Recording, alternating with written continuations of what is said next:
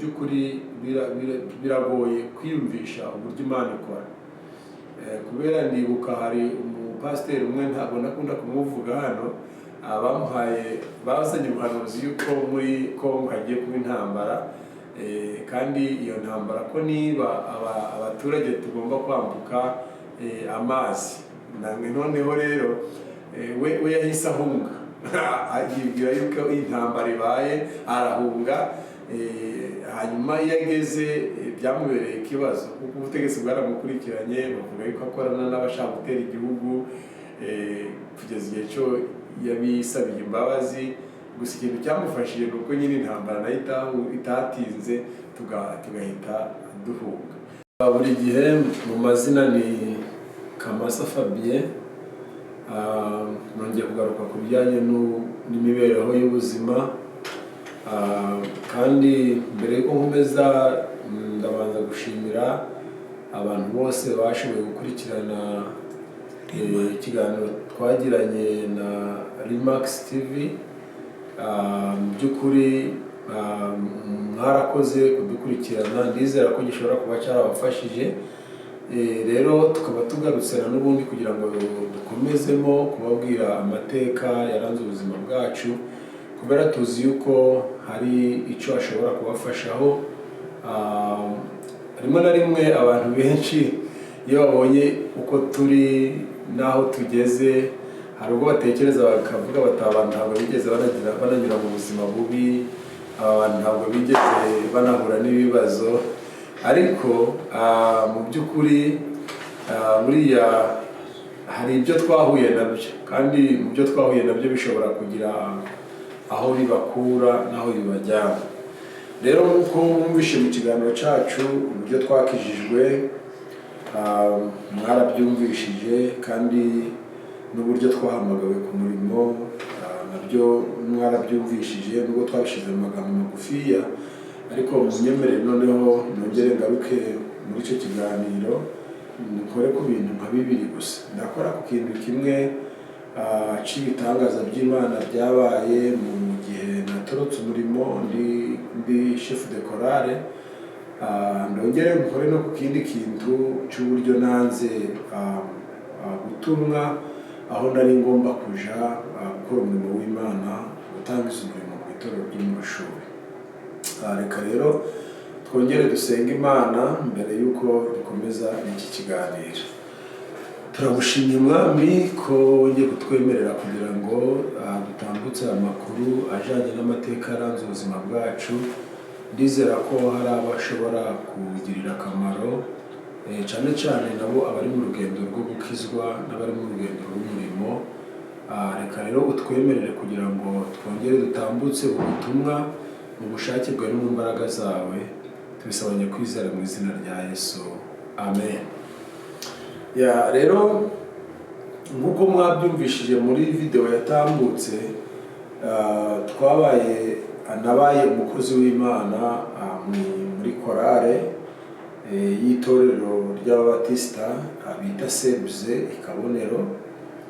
Nababwiye ko ryari riyobowe n'umupasiteri Bidelfred, nangase yari mwarimu muri icyo gihe, ari munsi y'umukozi w'Imana Ngendahimana Rukabuza, wari revera pasiteri wa paruwase y'itorero ryitwa Musaga. Rero mu gihe nari maze guhamagarwa, kuko nababwiye maze guhabwa inshingano zo kuba kwaya master nangase chef de chorale na umuyobozi wa chorale, nageze aho byakomeye kuko nari ndi imfubyi, papa atakiriho, yarapfuye. Hanyuma rero na mukuru wanjye yaramaze gusohoza, amaze kugira urugo rwe.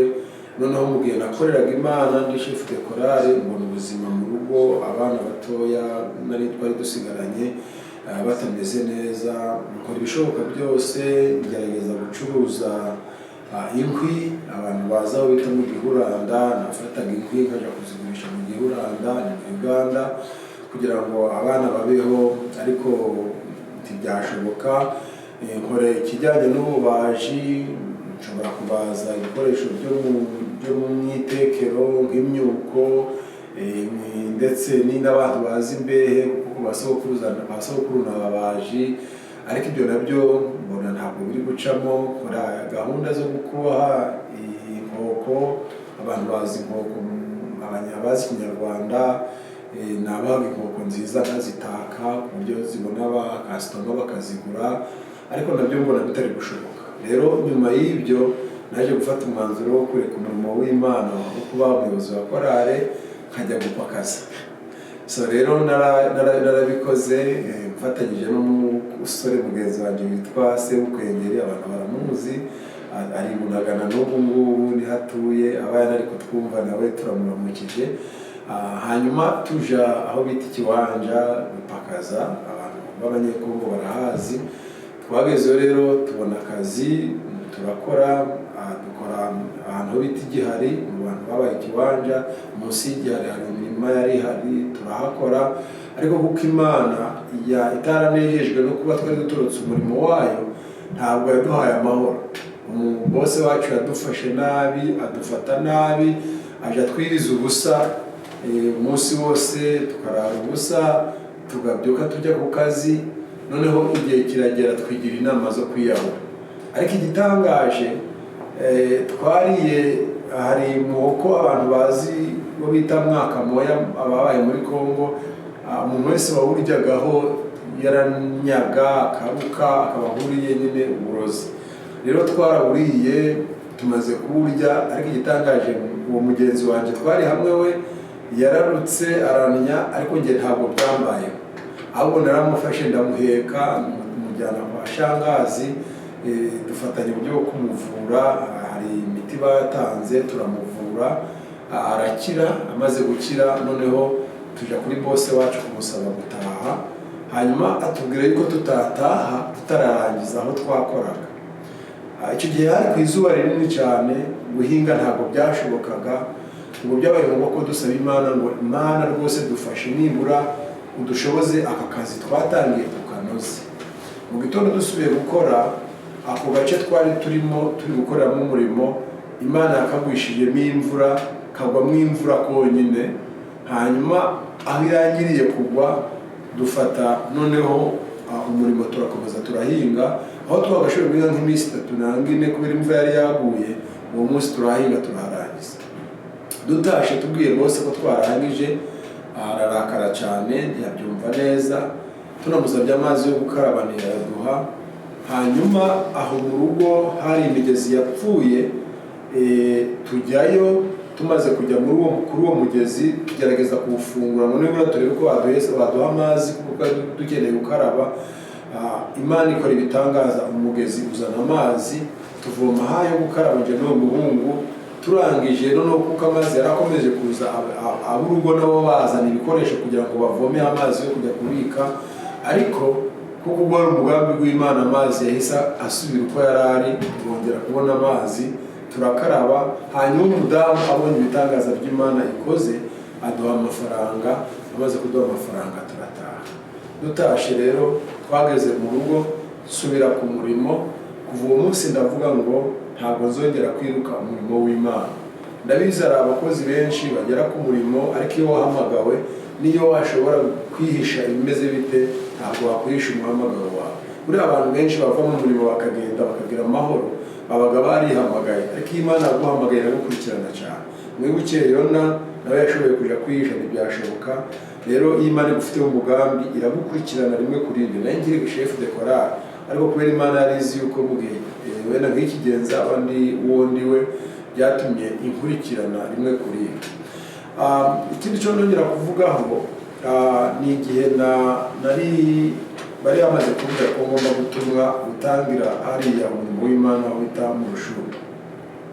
Icyo kintu nacyo ni ikintu ntashobora gusiga inyuma, kuko cyafasha abantu benshi, bamwe bafite umuhamagaro ndetse bakaba batawurimo neza, nanga se n'abandi bantu baba bashidikanya gukorera Imana byabafasha. Ndibuka barambwe baturaje gutangiza umurimo mu Rushuru, ariko kuko nari mfite korale nziza nakundaga, kandi tunyura mu makanisa kuri paruwasi ifite amatorero nka 12, tugenda tubona ibikombe turi ku rwego rwo hejuru. Numva rwose kureka korale bitashoboka, ahubwo mfata umugambi wo kwanga kujya gukora umurimo abantu nari ntuye. So rero narabikoze bwa mbere bantumira abajumbe nanga se abakozi b'Imana bo kunyigisha no kunsaba rwose gukora umurimo w'Imana, ariko ndabangira mbabwira ariko bitashoboka. Baragenda rero bansezeranya ko bazagaruka, ariko igihe cyo basezeranyije ko bazagaruka nahise ntoroka mva mu rugo ndagenda, ntabwo bongeye kumbona. Hanyuma bategura ikindi gihe babwira mu rugo ko bazagaruka, cyagiye nacyo cyo bazagaruka ndatoroka, nacyo ndagenda ntibambonaho. Ariko igihe inshuro ya gatatu narabyutse mu gitondo na n'ubundi nshaka gutoroka nk'uko byagendaga, ariko ngiye kureba nsanga ukuguru kwanje kw'iburyo kwabyimbye, nguteruye kwanga guteruka, ngerageje kugenda birananira. Ubwo byabaye ngombwa ko mfata ikirago ndagenda ngishira mu rugo aho nabaga, ndaryama n'inkoni, hanyuma ntegereje akaza. So nagiye kubona mbona abakozi baraje baturutse ku muryango, baraza barambwira bati cyo ngaho ongera wiruke. Bambwiye ngo nongere niruke, numvishije ubwo haribo bandoze. Iyo ari nka buno cyane byatubangubise umugereko, ariko ni Imana yari yabikoze kugira ngo byanga byakunda nje ku murimo wayo. So barahageze rero, cyo bambaje barambwiye bati mbese kugeza na n'ubu ntabwo ari wemera kujya gukora umurimo w'Imana. So kubera ubwoba nari mfite bwo kubabona imvuga ngo yawenda kukuguru kurakomezamo, byatumye nemera, ndavuga nti oya ndemeye, noneho niteguye kujya gukora umurimo w'Imana. Ariko muri nje hari umutima wo kumbwira ngo ugenda ubizambye, noneho n'ubizambye bakabona biri kuzamba bazagukuraho, hanyuma bashireho abandi bakozi.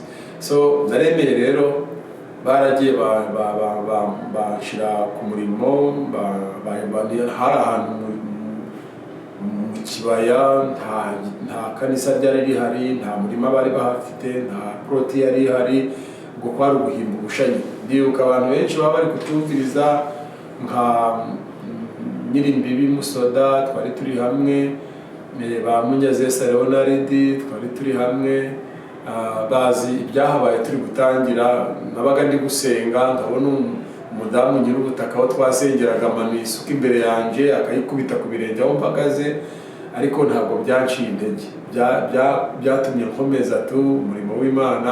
Kugeza igihe cyo umukecuru umwe witwa Nyirarwimo, umudamu wa Rwanga Mugayo, yashoboye kudutambagiza, aje kutwereka ahantu hibuye, aratubwira ati iri buye ntabwo turihingaga, ngaho muhakorere umurimo w'Imana. Ariko kuko Imana yari yaragambiriye ko ako gace kagomba kubamo umurimo, mu by'ukuri twarahafashe nk'aho ari ibuye, tunarahasengera. Noneho kuko ntibahingaga, ariko igihe twashatse kubaka twagiye dusanga Imana yabitseho umubande wari unakwiye mu itorero, tuhashira rero inyubako y'itorero, itorero rirazamuka.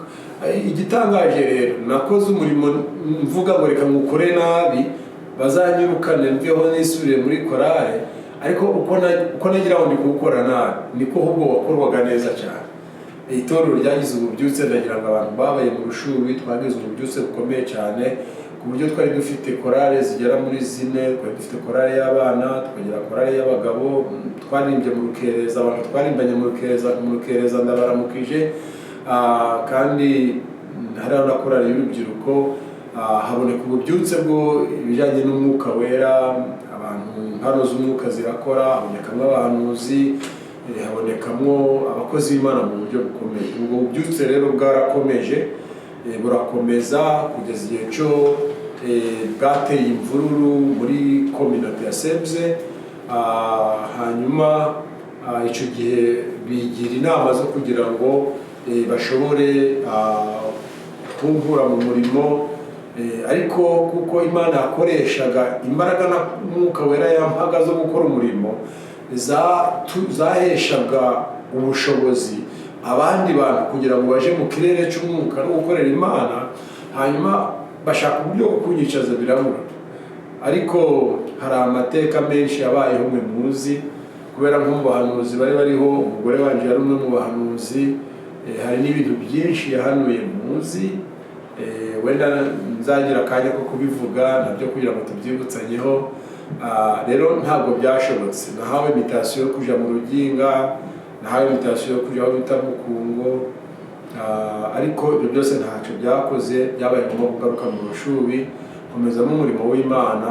Ubwo bubyutse rero bw'Umwuka Wera bwarakomeje gufata n'andi matorero ku rwego rwa sebze. Ndagira ngo nko muri icyo gihe nibutse abitwa ba Rwarinda bari mu rugo bubyutse, ba Ruhungande bari mu rugo bubyutse, Bambanza bari mu rugo bubyutse. Nubwo hariho benshi batagihagaze muri iyo gahunda, ariko ndashima Imana ko twebwe kugeza n'uyu munsi tukibihagazeho. So ibyo rero nabyo byarabaye, numva ntabisiga kugira ngo bigufashe weho uri gushaka umurimo w'Imana. Iyo uri muri target ya Nyagasani ntabwo wahunga, kuko nari nabyanze ariko ntabwo byashobotse. Kandi weho ucyumva ko gukorera Imana byakugoye, yari Imana yaguhamagaye ukayemerera ikagukoresha, biroroshe kubera umurimo wayo. Rero iyo pariti nayo ibaye ngombwa ko tuyisangira. Hari igice cyabayeho abantu benshi muzi kijyanye n'ibibazo nahuye nabyo, cyane cyane ku bijyanye n'ububyutse mu itorero rya sebze. Sebze ntabwo bari bashyigikiye ibintu by'amasengesho, sebze bari bashyigikiye ibintu by'Umwuka Wera, murabizi. Ariko none itorero ryo mu Rushubi twari dufite ububyutse bw'impano z'ubuhanuzi, impano z'Umwuka Wera. Ndagira ngo ibyo byose abantu babaye muri icyo gihe byazanye imvururu nyinshi, ariko ku batari bariho reka mbabwire ngo mu by'ukuri biragoye kwiyumvisha uburyo Imana ikora. Kubera ndibuka hari umupasiteri umwe, ntabwo nakunda kumuvuga hano, bazanye ubuhanuzi yuko muri Kongo hagiye kuba intambara, kandi iyo ntambara ko niba abaturage tugomba kwambuka amazi. Noneho rero we yahise ahunga, yibwira yuko intambara ibaye, arahunga. Hanyuma iyo ageze byamubereye ikibazo, kuko ubutegetsi bwaramukurikiranye bavuga yuko akorana n'abashaka gutera igihugu, kugeza igihe cyo yabisabiye imbabazi. Gusa ikintu cyamufashije ni uko nyine intambara nayo itatinze tugahita duhunga. Hari abantu benshi, umudamu wanjye yagiye ahanurira ibizababaho, hari n'abo yatumweho kugira ngo basezere ubuzima bwabo yuko batazabaho mu gihe cy'intambara. Nanundi niko byabaye, baratambutse mu gihe cy'intambara. Hanyuma rero igihe kigeze biba ngombwa ko natwe tuva mu gihugu turahunga. Ndagira ngo ibijyanye n'ukuntu twavuyeyo n'icyatumye tuvayo, Imana nidufasha nabyo tuzabiganira, kubera ni ikindi gice nacyo muzi kandi mukeneye ndabizi, ariko Imana nidufasha tuzakibabwira.